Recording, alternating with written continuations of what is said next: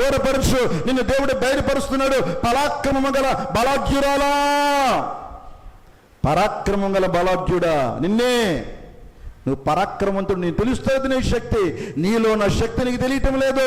నిన్ను నేను బలపరుస్తాను, నీకు ధైర్యం కలిగిస్తాను, నీలో లేని ఉత్సాహాన్ని నేను కలిగిస్తాను. ఎందుకు నిరాశపడతావు? ఎందుకు నిరుత్సాహం చెందుతావు? ఎందుకు దిగులుగా ఉంటావు? ఎందుకు నీ ఆనందాన్ని దూరం చేసుకుంటావు? ఎందుకు నువ్వు సంతోషంగా ఉండలేవు? నేనున్నాను కదా, నీకు ఎలా ఉంటానో తోడై ఉంటాను. ధైర్యం ఎందులో ఉందో తెలుసండి? సీక్రెట్ చెప్తున్నాను, చదివేయండి. మత్తయి శుభవార్త దేవుడు ఒక అద్భుతమైనటువంటి మాట చెప్తాడు. ఏ పని చేసినా ముందుగా దేవుడు చెప్పే మాట. ఆ మాట చదవండి. మత్తయి శుభవార్త 9:22. త్వరగా సహాయం చేయండి. మత్తయి శుభవార్త. అమ్మా, యేసు వెనుకకు తిరిగి ఆమెను చూచి, కుమారి కుమారి ఏం చెప్పాడమ్మా? ధైర్యం చెడిపోయింది. 12 సంవత్సరాలు, 1-2 12 సంవత్సరాలుగా రక్తం పోతుంది.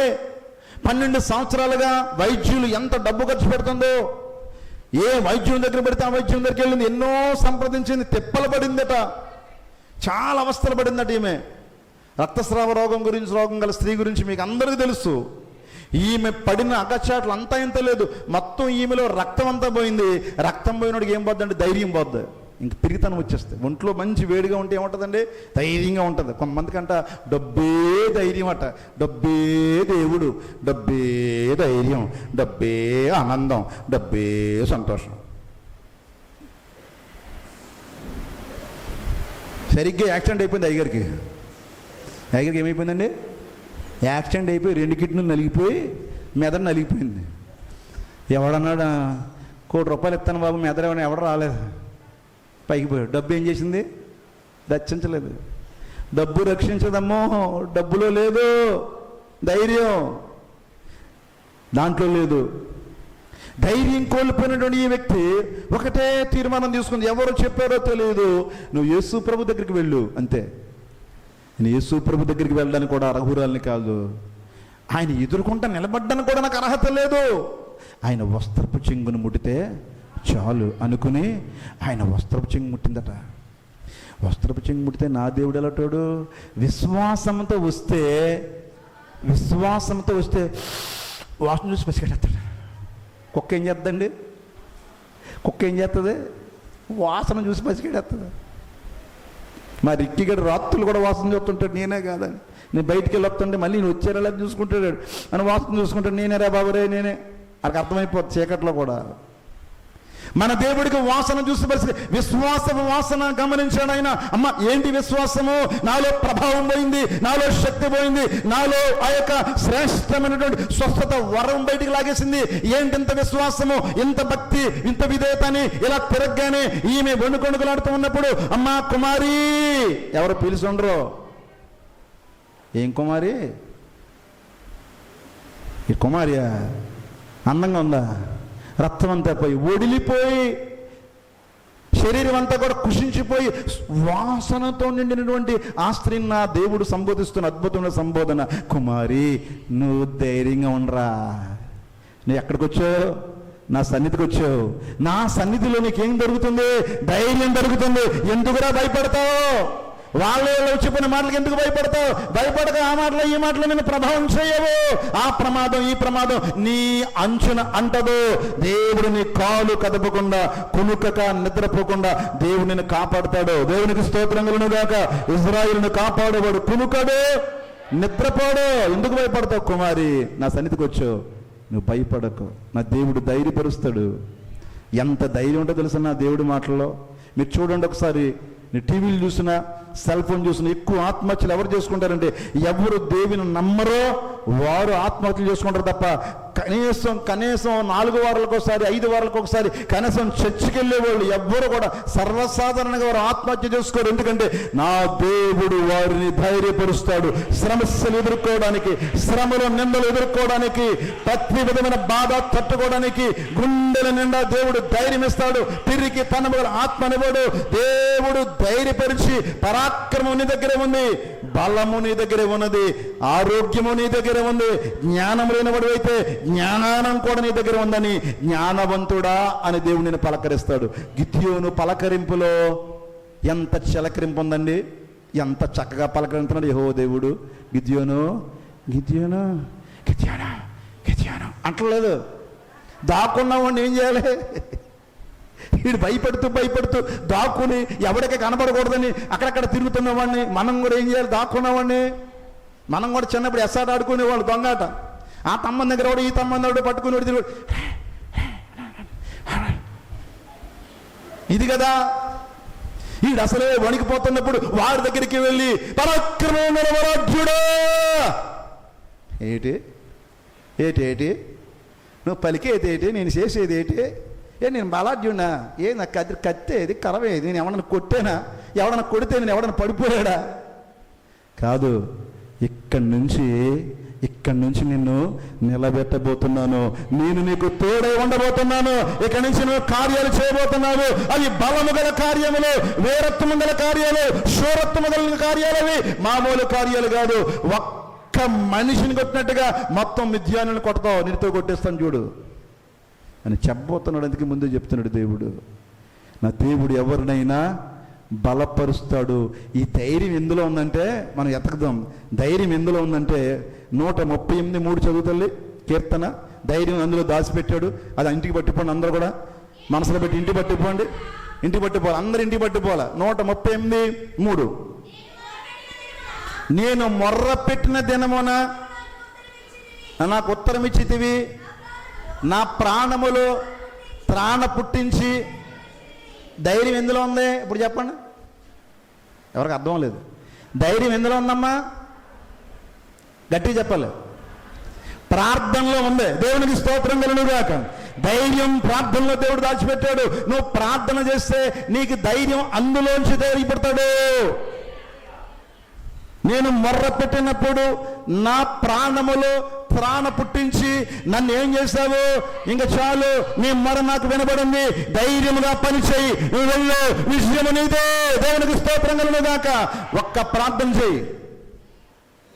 అధైర్యపడిన వేళలో, ఎటు తోచని పరిస్థితుల్లో, ఎవరికి చెప్పుకోలేని ఇబ్బందులు, గజిబిజి గందరగోళములో, ఏ తలెత్తుకోని పరిస్థితుల్లో, నిలబడలేని స్థితిలో, హీన పరిస్థితుల్లో తలుపులు వేసుకుని మోకాళ్ళుని కాస్త ప్రార్థన చేస్తే కొండంత ధైర్యాన్ని దేవుడు ఇస్తాడు. దేవునికి స్తోత్రం కలుగుగాక. నేను మొర్ర పెట్టిన దినమున నా హృదయములు ఏం పుట్టించావు? ధైర్యం హృదయంలో పుడుతుందండి. ధైర్యం దేంట్లో పుడుతుందండి? హృదయంలో ఉంటుంది. ధైర్యం కలిగినవాడు చీకట్లో కూడా ఏం చేస్తాడు? వెళ్ళిపోతాడు. చీకట్లో వెళ్ళిపోతుంటారు మన వ్యాపారస్తులు చాలామంది. దేంతో? డబ్బుతోనా? అబ్బబ్బే, ధైర్యం అది. దేవునికి స్తోత్రం కలుగుగాక. దేవుడిచ్చిన ధైర్యం అది. పిరికి తనము గల ఆత్మనివ్వలేదు, దేవుడు ధైర్యం ఇచ్చాడు. ప్రార్థనలో ధైర్యాన్ని దాచాడు. ప్రార్థన వదలకు. ఇంకా ధైర్యం ఎక్కడ దాచాడంటే సామెతలు 14:26. త్వరగా సహాయం చేయండి. 14:26. సామెతలు 14:26. అమ్మా, యెహోవా యందు భయభక్తులు కలిగి ఉండుట. అదండి అక్కడ పుట్టిందండి. నువ్వు దేవుడంటే భయపడిపోతే ఎలా ఉంటుందో తెలుసండి? నీతిమంతులు సింహం వలె న్యాయించి ధైర్యంగా ఉంటారు. భయపడరు. వస్తాయి గాలివానలు, వస్తాయి తుఫాన్లు, వస్తాయి వ్యాధులు, వస్తాయి శ్రమలు, వస్తాయి నిందలు, వస్తాయి ప్రతికూల పరిస్థితులు ఎదురవుతాయి. అనుకున్న అంచనాలు తరుమారవ్వగా, నాకున్న ఆశలు అడుగంటి పోగా నేల మీదకి వచ్చేస్తాం. ఒక్కొక్కసారి నేల మీదకి వచ్చేస్తాం, నిందలు పడతాం, అవమానాలు చెందుతాం. అంత మాత్రాన మన బ్రతుకు అక్కడ ముగింపు అనుకోకు. అక్కడే నీ బ్రతుకు ప్రారంభమవుతుంది. నిన్ను ధైర్యపరచడానికి, నీకు ఉన్న పిరికితనాన్ని దేవుడు తీసివేయడానికి ఆ పరిస్థితిని దేవుడు అనుమతించాడు. అంతేగాని నిన్ను పిరికిదానిగా మార్చడానికి కాదు. అలాంటి స్థితిలోనే మనము మన హృదయాన్ని మెరుగుపరుచుకుని ధైర్యం పొందాలి. దేవుని నామానికి మహిమ కలుగునుగాక. ధైర్యం పొందాలి. ధైర్యం చెడిన వాడికి, ధైర్యం లేక దాక్కుంటూ తిరుగుతున్నటువంటి గిద్యోనుకు కడుపు నింపుకుందాము, కాలిపోతున్న కడుపు నింపుకుందాము. ఏదో కొన్ని గోధుమ గింజలు దొలగొట్టుకుని నోట్లో వేసుకుని నీళ్లు పోసుకుని ఆ సందులో ఈ సందులో ఆ కొండలో ఈ గుహలో ఏదో కాలం వెళ్ళబుచ్చుకుందాములే అనుకున్నటువంటి ఆ గిద్యోనుతో యెహోవా దేవుడు నేరుగా మాట్లాడుతున్న ఒక అద్భుతమైన పదం ఇది. ఎవరు మర్చిపోకండి. పరాక్రమము గల బలాఢ్యుడా, పరాక్రమము గల బలాఢ్యురాలా, పరాక్రమము గల బలాఢ్యులారా, మీకు దేవుడు తోడై ఉన్నాడు. దేవునికి స్తోత్రం కలుగుగాక. దేవుడు మీకు తోడై ఉన్నంత కాలము మీకు ఏ భయము లేదు. నాకు ధైర్యముగానున్నది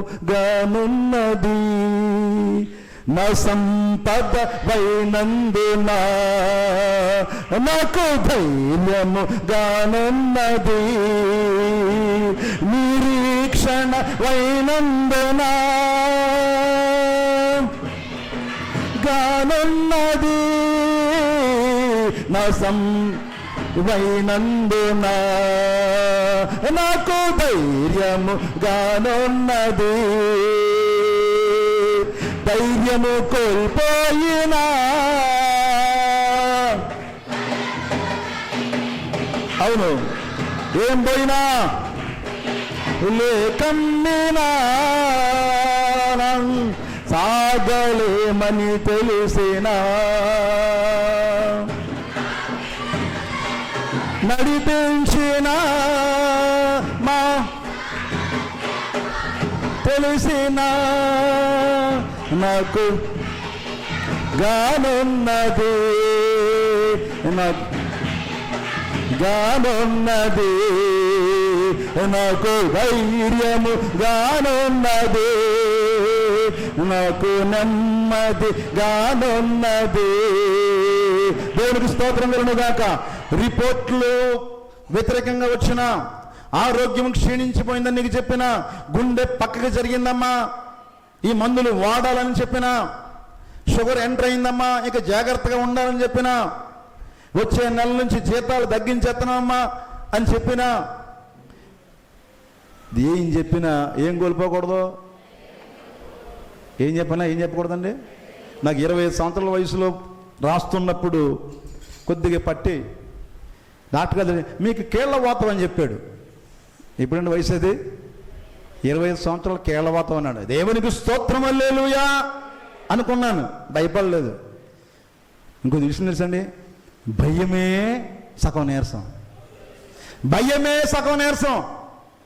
కాలు ఊడిపోతున్నా ఏం చేయబడకూడదు, భయపడకూడదు. దేవునికి స్తోత్రం కలుగును గాక. భయపడేవాడు వెంటనే చచ్చిపోతాడు, వెంటనే పోతాడు పైకి. అనుమానం పెనిపోతాం. ధైర్యంగా ఉన్నవాడికి విశ్వాసం ఎక్కువ ఉంటుంది. విశ్వాసం ఏం చేద్దంటే బలపరుస్తుంది. దేవునికి స్తోత్రం కలుగును గాక.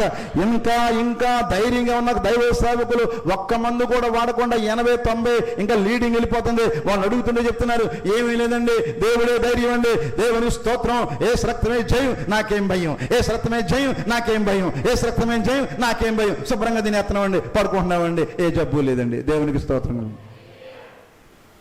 అది వేసుకోకు, ఏడు చేస్తుంది, ఇది తీసేయి, అది తోసాను అనుకో, ఆడికే జబ్బులు ఎక్కువ వస్తాయి. జబ్బులన్నీ నాకులాగా అన్ని కలిపి తినేసినోడికి ఏ రోగం ఉండదు. దేవునికి మహిమ కలుగుగా. అన్ని కలిపి తినే ఏ రక్తమే జయం చెప్పండి, నాకేం భయం, ఏ రక్తమే జయం నాకేం భయం. ఆయన ఉన్నాడు, సమస్తమును చూసుకునేవాడు, మనల్ని నడిపించేవాడు. వీరికి తన ఆత్మను డివైన్ ప్రేయర్ సెంటర్ సభ్యులు ఎవరు కూడా కలిగి ఉండలేదు, కలిగి ఉండకూడదు కూడా. ఏ పరిస్థితి ఎదురైనా ధైర్యంగా నిలబడు. నీలో ఉన్న ఆత్మ, పిరికితనం గల ఆత్మను దేవుడు ఇవ్వలేదు, ఇంద్రియ నిగ్రహం గల ఆత్మను దేవుడు నీకు ఇచ్చాడు. చావును చూచినా నువ్వు భయపడే పని లేదు, భయపడే పని లేదు. నిలబడు, దేవుడు మీకు తోడుగా ఉంటాడు. యెహోవా యందు భయభక్తులుగా కలిగి ఉండుట బహుధైర్యం పుట్టించును. ఆ ధైర్యంతోనే శూరకార్యాలు జరిగించారు, యుద్ధాలు చేశారు. మరి విశ్వాస వీరుల జాబితా మీరు హెబ్రీయులకు రాసిన గ్రంథం చదివితే వారు చేసిన కార్యములు అద్భుతములు చేశారు. సూర్యచంద్రులను ఆపేశారు, ఆరున నేలను తయారు చేశారు. ఇదంతా కూడా ఒక్క మోషే. అంత సైన్యం కలిగినటువంటి ఫరో ఎదుట నిలబడడానికి ఎన్ని గుండెలు కావాలండి? ఒక్కడే కదండి మోసే. అంత కూడా అతను అన్నీ వచ్చేవాడు. ఇద్దరు లింగమంటే కర్రెట్టుకుని వెళ్ళి అతను నేను మామూలుడా పరో. వెనకాల ఏముందండి?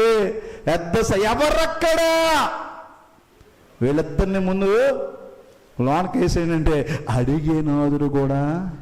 మరి వాళ్ళ ధైర్యం ఏంటి?